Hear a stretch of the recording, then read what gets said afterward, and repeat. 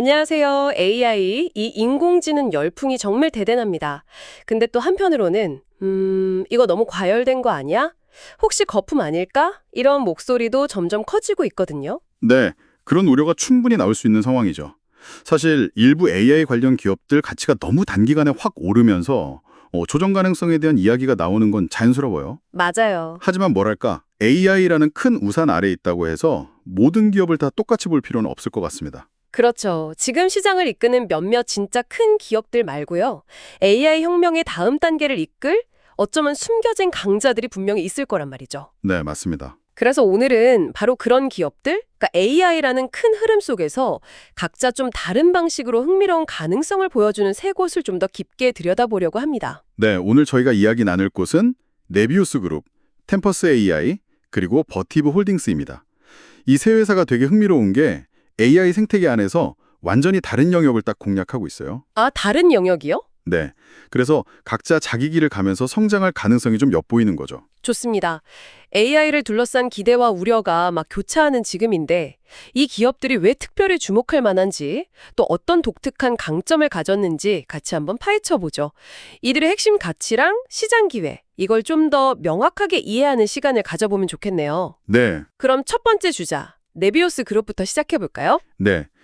그 많은 기업들이 AI 기술을 쓰고 싶어 하잖아요. 그렇죠. 다들 관심은 많죠. 근데 실제 도입률은 생각보다 그렇게 높지가 않아요. 미국 기업 기준으로 보면 한 10% 정도, 그 정도만 AI를 쓰고 있다는 통계도 있고요. 10%요? 생각보다 정말 낮네요. 왜 그런 거죠? 가장 큰 장벽은 역시 복잡성, 그리고 비용 문제입니다. 이게 만만치가 않거든요. 바로 그 지점, 그 어려움을 네비어스 그룹이 해결해 주겠다는 거군요. 네, 그렇습니다. 구체적으로 어떤 방식인데요? 네리어스는 풀스택 AI 클라우드 플랫폼이라는 걸 제공해요. 풀스택 AI 클라우드. 좀 어렵네요. 쉽게 말하면 기업들이 AI 모델 개발하고 운영하는 데 필요한 모든 걸 그냥 한 곳에서 다 준다는 거예요. 모든 거요? 네, 멀리 있는 데이터 센터의 강력한 AI 컴퓨팅 자원을 빌려 쓸 수 있게 해주고 관련 소프트웨어는 물론이고 관리 서비스까지 싹 다 통합해서요. 자기들 스스로를 AI 혁신가들을 위한 궁극의 클라우드 뭐 이렇게 부르더라고요. 와, 그거 들으니까 딱 떠오르는 게 있네요. 예전에 클라우드 컴퓨팅 막 시작할 때 아마존 웹 서비스, AWS가 복잡한 서버 관리 부담 덜어줬던 것처럼요. 그렇죠. 비슷한 역할이죠. 네비어스는 AI 분야에서 딱 그런 역할을 하려는 거군요. AI 인프라의 대중화, 이게 목표라니 야심이 느껴지는데요. 네, 그런 비유가 가능합니다. AI 기술 문턱을 낮춰서 더 많은 기업이나 개발자들이 혁신에만 집중할 수 있게 돕겠다, 이거죠. 그리고 실제로 이런 접근 방식이 시장에서 꽤 먹히는 것 같아요. 성장세를 보면 정말 입이 떡 벌어지던데요. 올해 매출이 작년보다 거의 400% 가까이 늘 걸로 예상된다고요? 네, 맞습니다. 아니 거기다 내년에도 200% 성장하고 심지어 흑자 전환까지 기대된다니. 이런 숫자는 진짜 보기 드문데요. 엄청난 성장률이죠.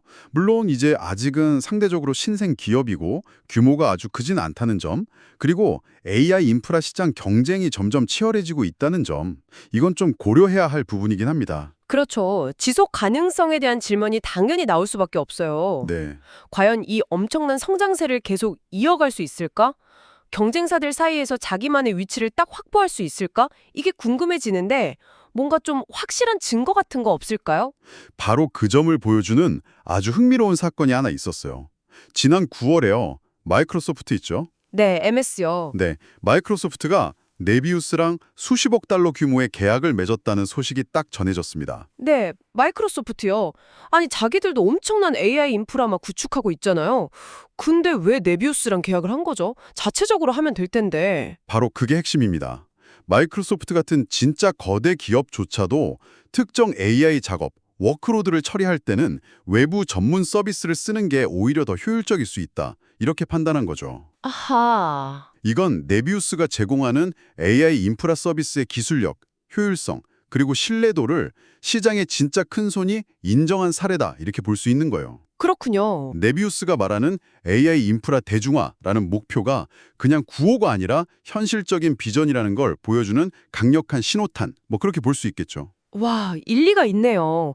거대 기업들도 이제 모든 걸 다 직접 하기보다는 잘하는 전문 업체 도움을 받는 쪽으로 전략을 바꿀 수도 있겠다. 이런 가능성을 보여주는 거군요. 네, 맞습니다. 네비우스 이거 확실히 주목할 만한 행보인데요. 자, 그럼 네비우스가 AI를 만드는 과정을 돕는 회사라면 이번에는 AI를 특정 문제에 적용하는 사례로 넘어가 볼까요? 특히 복잡하기로 유명한 의료 분야. 여기서 활동하는 템퍼스 AI가 되게 흥미로워요. 네, 의료 분야는 정말 정보의 홍수 속에서 길을 찾아야 하는 곳이죠. 의사 선생님이나 간호사분들이 환자 한 명 치료하려면 검토해야 할 정보량이 진짜 어마어마합니다. 상상만 해도 머리가 아프네요. 최신 연구 결과 봐야죠. 임상시험 데이터 봐야죠. 환자 개개인 특성 다 고려해야죠. 정말 쉽지 않은 일이에요. 템퍼스 AI는 바로 이 정보 과부하 문제, 이걸 해결하려는 거군요. 그렇습니다. 템퍼스는 의료진을 위한 AI 기반 플랫폼을 제공하는데요. 이걸 통해서 의사나 간호사가 특정 질병 정보, 관련 약물, 환자의 유전체 정보, 또 최신 임상시험 결과 같은 핵심 정보에 훨씬 쉽고 빠르게 접근하게 돕는 거죠. 그럼 필요 없는 정보는 걸러주고요. 네, 불필요하거나 관련성이 좀 떨어지는 정보는 딱 걸러주고요. 마치 의료 분야에 완전 특화된 그리고 의료 전문가들이 직접 만든 고성능 AI 검색 엔진 같다. 이렇게 생각하시면 좀 이해가 쉬울 겁니다. 오, AI 검색 엔진이요? 예를 들어 설명해 주실 수 있나요? 가령 종양학 전문의 선생님이 특정 암 환자를 진료한다고 한번 생각해 보죠. 템퍼스 플랫폼은 그 환자의 유전체 분석 결과 같은 고유 데이터를 바탕으로 해서요. 지금까지 발표된 연구나 임상 결과를 싹 종합해서요. 가장 적합할 가능성이 높은 치료 옵션들을 제안해 줄 수 있는 거예요. 와, 그건 정말 도움이 되겠는데요. 네, 근데 여기서 진짜 중요한 건요. 템퍼스 AI가 의사를 대체하는 게 아니라는 점이에요. 아, 대체가 아니라. 의료진이 놓치지 않고 더 정확하고 효율적인 진료 결정을 내릴 수 있도록 돕는 강력한 보조도구, 뭐 그런 셈이죠. 사실 인간의 능력만으로는 도저히 따라가기 벅찰 정도로 빠르게 발전하는 분야가 또 의료니까요. 하긴 그렇죠. 확실히 이런 솔루션에 대한 현장의 요구는 정말 클 것 같습니다. 실제로 컨설팅 회사 PwC 같은 데서는 의료 AI 시장이 2030년까지 현재보다 2배 이상 커질 거다, 뭐 이렇게 예측하기도 했죠. 네, 시장의 기대감이 상당합니다. 그리고 템퍼스의 성장세 역시 이런 기대를 딱 반영하고 있어요. 올해 매출이 약 80% 증가할 걸로 예상되고요. 80%요? 와우. 네, 그리고 내년에는 한 24% 성장하면서 흑자 전환까지 바라보고 있습니다. 일부 분석가들은 한 2027년쯤 되면 연간 기준으로 안정적인 흑자를 낼 수 있을 거다 이렇게 전망하기도 하고요. 흑자 전환 전망까지 나온다는 건 이게 단순히 그냥 개념적으로만 그럴듯한 게 아니라 사업적으로도 충분히 지속 가능하다, 이런 의미로 받아들여도 되겠네요. 정확합니다. AI가 의료 분야의 복잡성을 줄여주고 효율성을 높여줄 거다 이런 기대가 참 많았잖아요. 네, 많았죠. 템퍼스의 사례는 그런 약속이 실제로 구현될 수 있다는 가능성을 보여주는 좋은 증거라고 할 수 있겠습니다. 네, 템퍼스 AI, 복잡한 의료 환경에서 정보 장벽을 낮추는 중요한 역할을 하면서 재정적으로도 성장 가능성을 보여준다니 아주 인상적입니다. 자, 그럼 이제 마지막 기업으로 넘어가 볼까요? 버티브 홀딩스입니다. 이 회사도 AI 데이터 센터랑 관련이 깊다고 들었는데 앞에서 본 네비우스랑을 또 다른 측면에 집중한다고요? 맞습니다. 버티브 홀딩스는 AI 시대를 떠받치는 아주 근본적인 문제, 바로 데이터 센터의 전력 관리하고 냉각 문제에 대한 전문 솔루션을 제공하는 기업이에요. 아, 전력이랑 냉각이요? 네. 이게 AI 기술 자체에 가려져서 처음엔 크게 주목을 못 받았는데 이제는 AI 인프라 운영의 핵심 과제로 합떠오는 분야죠. 하긴 AI 모델 학습시키고 돌리려면 전기가 어마어마하게 들고 그 과정에서 열도 엄청나게 나니까요. 당연히 중요하겠네요. 버티브는 구체적으로 어떤 해결책을 가지고 있나요? 상당히 포괄적이고 또 첨단화된 솔루션들을 제공합니다. 예를 들면 갑자기 정전돼도 데이터 센터가 안 멈추게 하는 무정전 전원 공급 장치, UPS라고 하죠. 네, UPS. 네, 그거랑 배터리 백업 시스템, 그리고 전력을 효율적으로 쫙 분배하고 관리하는 자동화 시스템 같은 걸 통합적으로 구축해주고요. 냉각 쪽도 그냥 차가운 바람 쐬는 수준이 아니에요. 아, 그래요? 네, 서버렉에 직접 냉각수를 순환시키는 액체 냉각 방식이라던가 건물 밖에 있는 찬 공기를 활용하는 자연 냉각 장비, 그리고 실내에서도 에너지 효율을 극대화한 아주 정밀한 냉각 시스템까지 우리가 집에서 쓰는 에어컨하고는 정말 차원이 다른 기술들을 제공합니다. 와, 듣기만 해도 정말 전문 분야네요. 그냥 서버 시원하게 해주는 거 이상으로 엄청 정교한 기술이랑 관리가 필요한 거군요. 그렇죠. 근데 왜 이 분야가 최근 들어서 더 중요해지고 있는 건가요? 비용 절감이나 안정적인 운용은 원래부터 중요했을 텐데요. 물론 비용이랑 운영 안정성은 항상 중요하죠. 근데 최근에 또 다른 중요한 변수가 확 떠오르고 있어요. 바로 환경 규제 압력입니다. 환경 규제요? AI 데이터 센터랑 환경 규제가 어떻게 연결되죠? AI 데이터 센터는 전력을 진짜 막대하게 소비하잖아요. 네. 이 전력을 만드는 과정에서 나오는 탄소 배출 문제도 있고 또 데이터 센터 자체를 식히는 과정에서 쓰는 냉매 중의 일부가 지구온난화에 직접적인 영향을 주기도 하거든요. 이런 환경 문제에 대한 인식이 높아지면서 각국 정부가 규제 움직임을 보이고 있는 거죠. 아, 그렇군요. 구체적으로 어떤 규제들이 좀 있나요? 예를 들면 미국 환경보호청 EPA의 중요 신규 대체 정책 SNFP라는 게 있어요.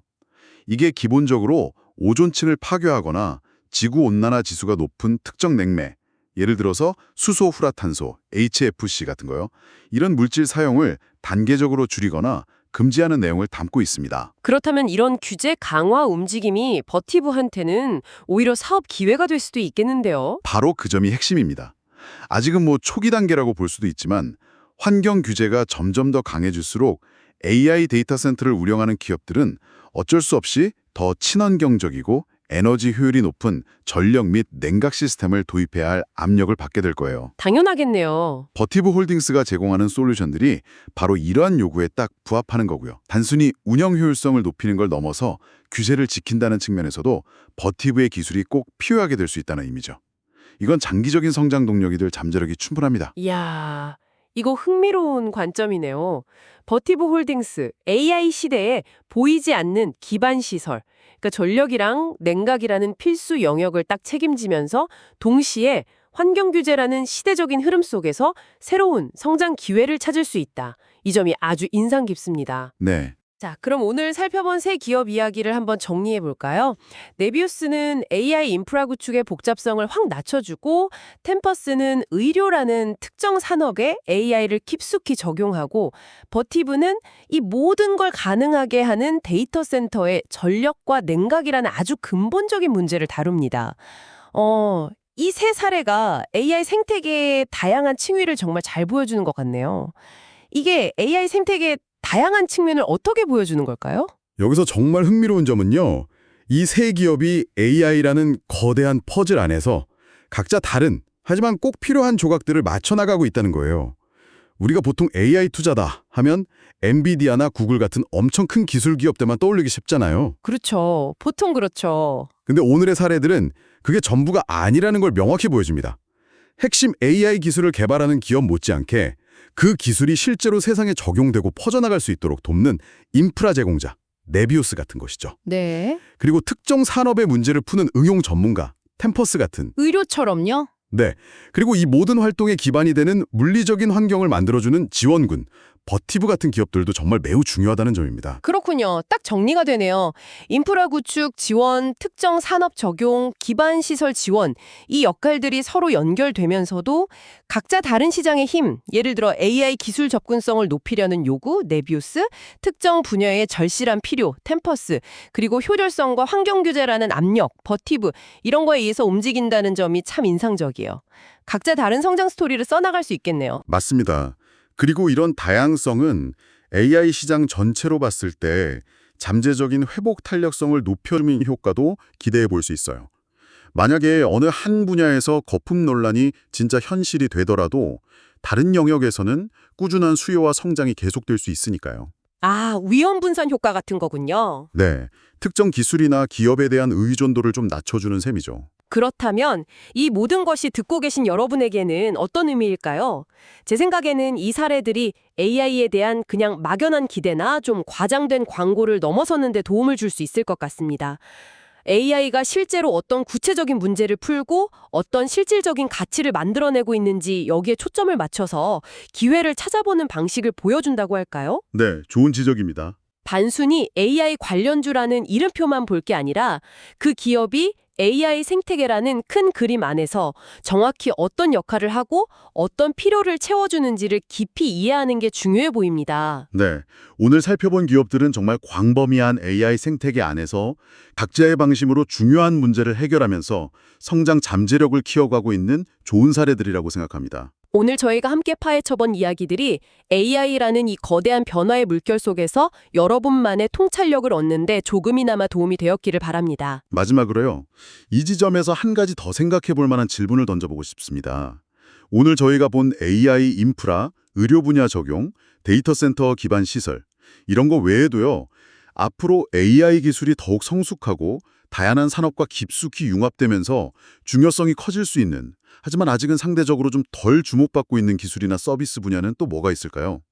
이 점은 중요한 질문을 제기합니다. 덜 주목받는 분야요? 예를 들면요?